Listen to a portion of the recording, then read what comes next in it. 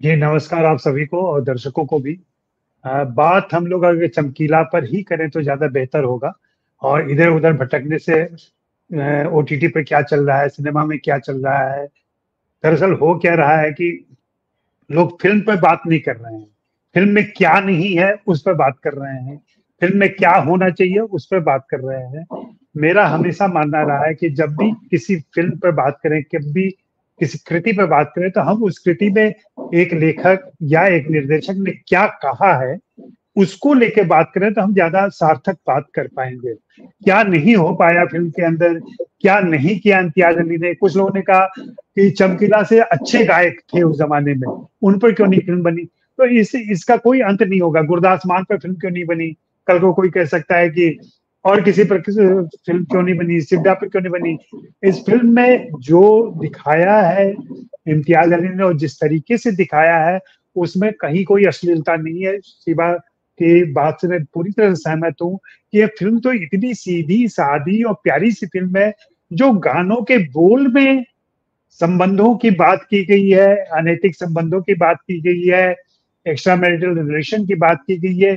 ये उस समय का समाज था और उसको भी हाइलाइट नहीं किया है इम्तियाज़ ने। इम्तियाज़ ने हाइलाइट क्या किया कि उसके गाने की आज़ादी पर किस तरह की पाबंदियाँ आ रही थी। वैसे व्यक्तिगत जीवन में जाए तो उसके जीवन में भी दोष है। वो पहली पत्नी को छोड़ के दूसरी पत्नी स्वीकार करता है, पहली पत्नी को पैसे देता है। इन सारी बातों पे बात की जा सकती है अलग-अलग कि स्त्री विमर्श कैसा है फ़िल्म के अंदर, स्त्रियों को लेके गाने चल रहे हैं। लेकिन हमें यह ख़्याल रखना पड़ेगा कि यह फ़िल्म जिस दौर की कहानी कहती है, उस दौर में भारतीय समाज में क्या चीज़ें चल रही थी। क्या उससे अलग जाकर के इम्तियाज़ ने उनको ग्लोरीफाई करने की कोशिश की? अब आज के ज़माने में कोई रीतिकाल की कविताएँ उठा ले और कह ले कि भई रीतिकाल तो बहुत ही गंदा समय था और बहुत खराब कविताएँ लिखी गई, बहुत ही खराब ये था, इसका कोई मतलब नहीं बनता है।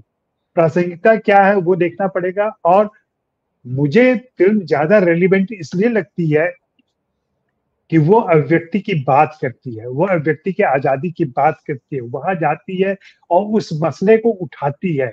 साथ ही यह भी ध्यान रखना पड़ेगा कि उन्होंने उस किरदार चमकीला जैसे किरदार को क्यों चुना? क्यों उसको गोली मारी गई? गोली क्यों मारी गई? उसके कई कारण बताए जाते हैं, लेकिन कोई भी निष्कर्ष नहीं है कि किस वजह से मारी गई। क्या आतंकवादियों ने मारा? या प्रतिद्वंदी गायकों ने मरवाया उसको? या फिर उसके परिवार में ही इस तरह की कोई समस्या थी, पूर्व पत्नी के द्वारा करवाया गया? ये कहीं स्पष्ट नहीं हो पाता है, लेकिन फ़िल्म के अंदर जो दिखाया गया है, उसमें साफ ज़ाहिर होता है कि आतंकवादियों के द्वारा जो उस पर दबाव डाला जा रहा था बार-बार और जो उसने रास्ता बदलने की भी कोशिश की, लेकिन पब्लिक की चॉइस पर वो फिर से लौटा उधर और एक समय आता है जब वो जैसे दर्द का हद से बढ़ना है, दवा हो जाना, उस समय से वो डर ही खत्म हो गया उसके मन से। जो शुरू में वो खौफ में रहता है, वो खौफ भी खत्म कर देता है और जैसा कि शिवा ने उल्लेख ही किया कि वो बीड़ी सुलगाता है। वो इतना बड़ा प्रतिरोध है उसका, उस चीज़ को देखने की ज़रूरत है। जो लोग अश्लीलता ये कहीं से ग्लोरीफाई नहीं करता और जो लोग कुछ मेरे दोस्त भोजपुरी फ़िल्मों से इसकी तुलना कर रहे थे। भोजपुरी गानों से पवन सिंह हैं या दूसरे लोग हैं, दोनों में बहुत फ़र्क है। पवन सिंह या दूसरे जो भोजपुरी सिंगर कर रहे हैं, वो वीडियो बना के कर रहे हैं। वहाँ अश्लीलता दिख रही है आपको, वो अश्लील आचरण उनके दिख रहे हैं। यहाँ है पूरी फैंटेसाइज़ करता है वो। आप उसको इमेजिन करते हैं, गीत के बोल में आते हैं कि मेरी माँ का क्या है, मेरे भाभी के साथ क्या हो रहा है या मैं खांड हो गई है, मुझे चाट ले, वगैरह-वगैरह संबोधन आते हैं गीत के अंदर।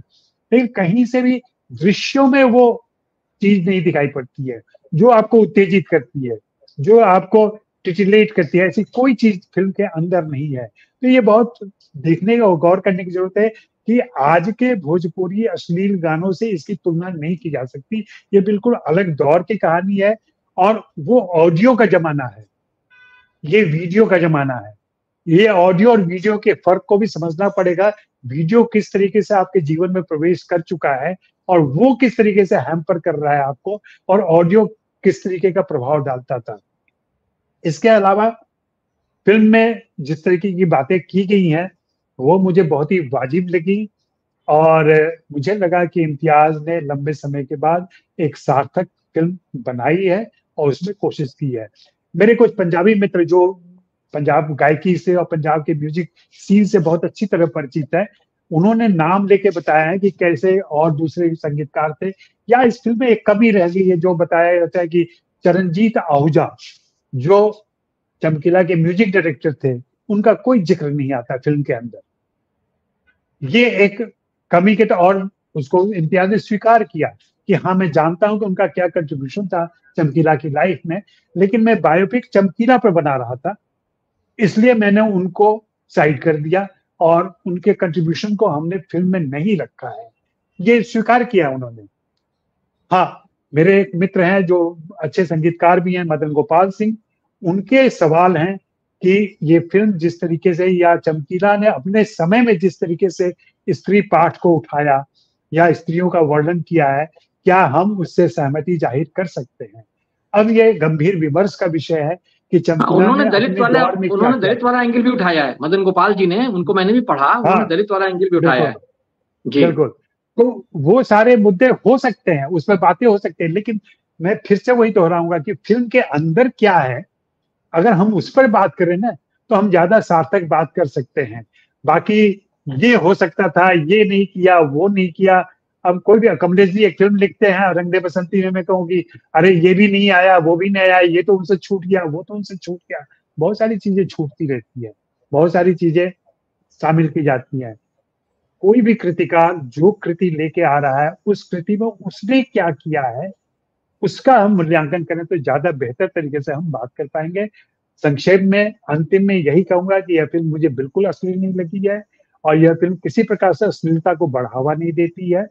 यह फिल्म अपने समय को दर्ज करती है और उस समय में चमकीला की कहानी को कहती है, और मुख्य जोर जिस, मुझे लगता है इम्तियाज का यही है कि जो अभिव्यक्ति की बात है, एक व्यक्ति को आजादी मिलनी चाहिए कुछ भी कहने, सुनने, बोलने की, उस पर अंकुश लगाने को ये हाईलाइट करती है। नहीं, मुझे ऐसा नहीं लगता। फिल्में आती हैं, जाती हैं, फिल्मों पर बहस होती है, और फिल्मों पर ऐसा लगता है कि उसकी वजह से एक बहस शुरू हो गई है, लेकिन आप देखेंगे कुछ दिनों के उबाल के बाद ये सब कुछ शांत हो जाता है, और फिर से एनिमल टाइप की कोई फिल्म आएगी और फिर उस पर चर्चा होने लगेगी। तो मुझे नहीं लगता कोई बहुत बड़ा डिस्कोर्स इससे शुरू हो जाएगा। हाँ, चमकीला आई है, चमकीला कुछ लोगों को पसंद आई है, कुछ को नापसंद आई है। जिनको नापसंद आई है उनको इस वजह से सारे फसाने में, उनको वो बात बहुत नागवार गुजरी है, सारे फसाने में जिसका जिक्र न था, तो उस तरीके की बातें हो रही हैं। रही बात जो कमलेश जी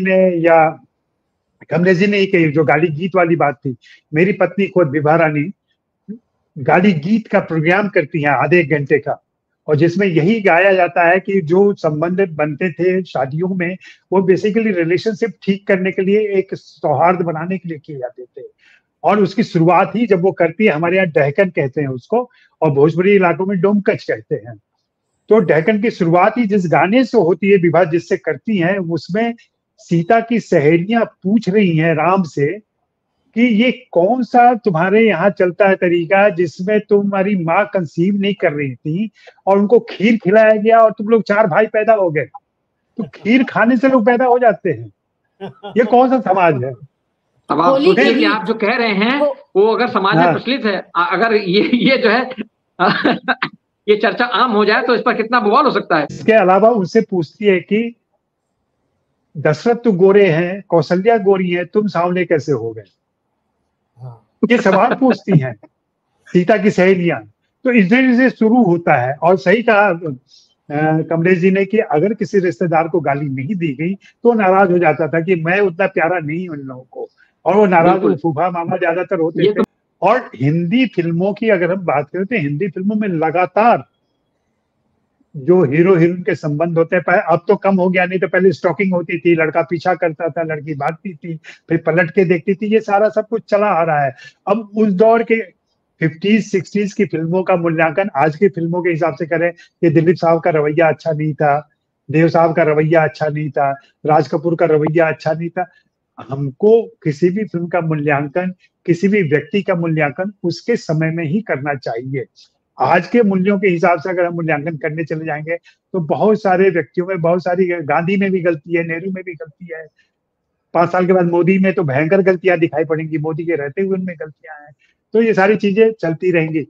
मोरल पॉलिसिंग बिल्कुल नहीं होनी चाहिए, सेंसरशिप बिल्कुल नहीं होनी चाहिए। मेरे लिए अश्लीलता कोई सवाल ही नहीं है, अश्लील कोई सवाल ही नहीं है, अश्लीलता वाली बात ही नहीं। और जो लोग ये लॉजिक देते हैं, आप भी कभी कभी कहते हैं कि पूरे घर के साथ नहीं देखी जा सकती फिल्म। अरे कौन कह रहा है आप घर के साथ देखिए, मत देखिए ना। किसने कहा है कि घर के साथ पूरी एक अश्लील फिल्म बैठ के देखिए? वहां दूसरी फिल्में हैं, वो देखिए आप। उसने तो बता दिया ना कि आपको 18 साल से ज्यादा के उम्र वाले इस तरीके की पाबंदियां ना लेगी, घर में नहीं देख सकते, बीवी के साथ नहीं देख सकते। अरे बच्चों के साथ देखने की फिल्म ही नहीं है। बच्चों के सामने बहुत सारी हरकतें नहीं करते हैं, तो क्या सब कुछ बंद हो जाना चाहिए? बच्चे हैं घर में तो कुछ नहीं होना चाहिए? फिर तो पूरी सभ्यता ही समाप्त हो जाएगी। ये सब देखने और समझने की जरूरत है। और मुझे लगता है कि अमर सिंह चमकीला को उसी के संदर्भ में देखा जाना चाहिए, और सारे उससे उठ रहे सवालों को देखना चाहिए कि इम्तियाज अली ने क्या फिल्म के अंदर उन मुद्दों को टच किया है, नहीं किया है, स्त्री विमर्श को रखा है कि नहीं है, स्त्री विमर्श के काट में वो कैसे बूढ़ी औरतों को ले आते हैं, वो सारा सब दिखाते हैं उसमें। किस तरीके से वो अपने को लॉजिकली रखते चले जाते हैं बार बार।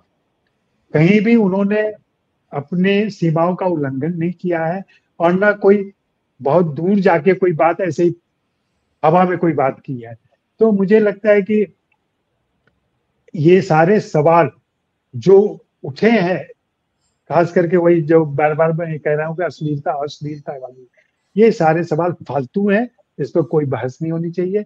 बहस होनी चाहिए जरूर, हाँ, इस पर हो सकता है कि और दूसरे दलितों को क्यों नहीं उठाया, उन्हें दलित पाठ उसमें कितना आ पाया, इस पे बात हो सकती है कि और कितना परसेंटेज होना चाहिए था, या अपनी दोनों बीवियों के साथ उसके क्या संबंध थे। सवाल तो ये भी उठाया था कि उसी के साथ अमरजोत भी मारी गई, तो फिल्म एक अमरजोत पर भी बन सकती है। अमरजोत अपने आप में एक फिल्म की कहानी है कि कहाँ से वो आती है, और नानक सिंह की किताब पढ़ रही है वो। आपने फिल्म में गौर किया होगा, वो नानक सिंह की किताब पढ़ रही है, वो इतने पढ़े हुए समाज से आ रही है, और फिर आकर के वो गाने गा रही है चिट्टा लहू बहुत अच्छा, वाकई में आपने सही उदाहरण जी जी जी। तो ये सारी चीजें, इस पर किसी की नजर नहीं है, वो चिट्टा लहू क्यों पढ़ रही है, हम जानते ही नहीं चिट्टा लहू क्या है। तो सही बात, कई सारी चीजें इम्तियाज ने बहुत बखूबी फिल्म के अंदर रखी है। मैं फिल्म से सहमत हूँ, और इस बात से साफ इनकार करता हूँ कि यह फिल्म अश्लील है या किसी प्रकार से अश्लीलता को ग्लोरीफाई करती है। और भोजपुरी फिल्मों से इसकी, भोजपुरी गानों से इसकी तुलना करना बेईमानी है। वो वही है जैसा कि रीतिकाल की कविता को आज ला करके आप कहें कि उसमें भक्ति वाली बात ही नहीं है, वो तो सारे वो प्रणय लीला और तमाम चीजें बात हो रही है, तो गलत है। ये साहित्य थोड़ी है, साहित्य है, वो एक समय रहा है।